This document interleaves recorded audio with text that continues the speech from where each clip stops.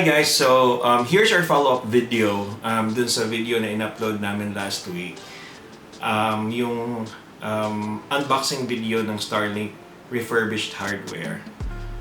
Now in this video, I'll share with you kung ano yung naging experience ko within the 1 week period na nagamit ko siya. And also, i-share ko din kung ano yung reasons kung but I opted to get the refurbished hardware instead of the brand new one.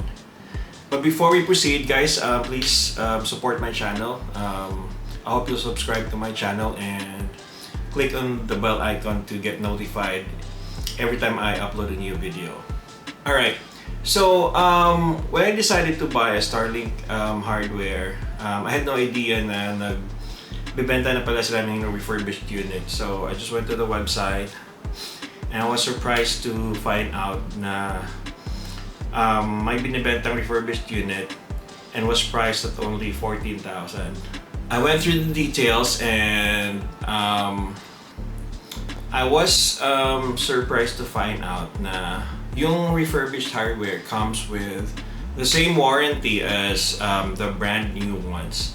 So dun pa lang sold out na ako. So itong mga refurbished hardwares, these are the hardwares na binalik ng mga customers kasi may naging problema, but then inayos nila, tapos it went through the same quality assurance before ni-release ulit to the market.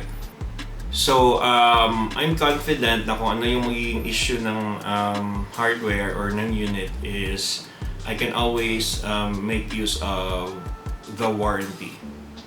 Now, another reason is 14,000 compared to 28,000. That's a lot of money. 14,000 difference, sobrang laki niyan, guys. You can buy a lot of things with the 14,000 na na-save mo. Or kung gusto mo, you can also buy a second Starlink hardware. Alright. So, nung in-open ko yung box, chinek ko ng mabuti and sobrang linis niya.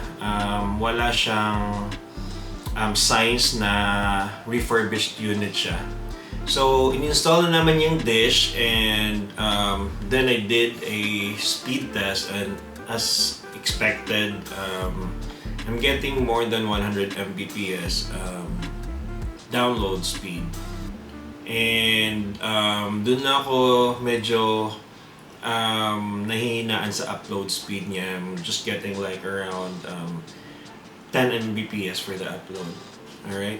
So, I've been observing it closely during the 1 week period. And so far, wala naman akong naging issue, wala naging problema. I'm getting, dun sa network outages report niya, may mga lumalabas na outages, but just like 1 second or even lesser than that. So that's actually normal with Starlink. Now it also happened na I was in a video call and then nagka-interrupt siya, nagka-network issue siya, but I think that was just only for a second or two, and it was hardly noticeable during the video call.